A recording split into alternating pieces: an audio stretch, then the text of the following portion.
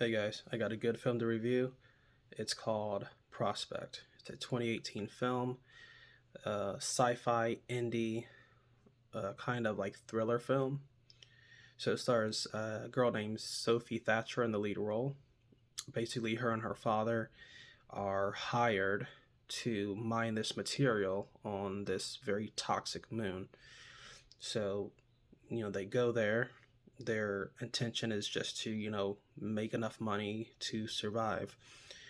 Things go awry though because there are these other miners that are there, and they come into conflict with our protagonist, and of course our main character, played by Sophie Thatcher, her father ends up being killed, and one of the other one of the antagonists is killed. So there's one protagonist and one antagonist, and she runs and escapes back to her ship, but he follows her.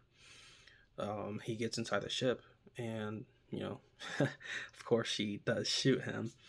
But eventually, they are able to they're able to negotiate to figure out that, hey, our best chance of getting out of here alive is to work together.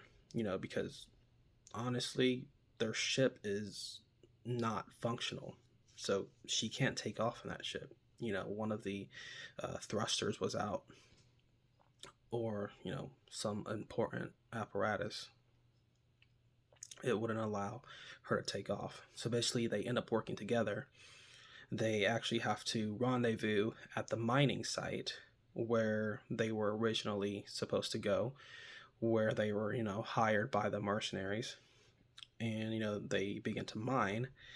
And unfortunately, they are they are not able to mine the materials properly. So then it becomes like, a survival thing, because the guys that hired them are like, okay, you guys can't mine, you're useless to us.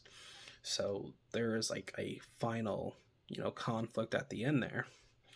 But even before that, I thought it was really interesting, the way they had the main character. Her name is C, played by Sophie Turner. um, Seeing that progression with her and Pedro Pascal's character, who is the guy who killed her father, because originally she doesn't trust him. She's basically very, very cautious, and as she should be, because, he killed her father. And he just kind of explains that, he was trying to steal my take, it was unintentional, but he's like, I'm sorry, I contributed to the death of your father, but he was just doing what he had to do. So eventually they they're working together, right? She starts to open up to him and talk more, and actually just, she's talking about this novel and how much she loves it.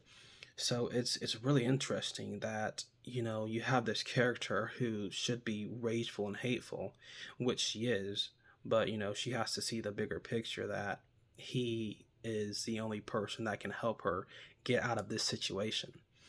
So I really like that plot. It was a person versus self type of thing, because she was like, okay, am I doing the right thing?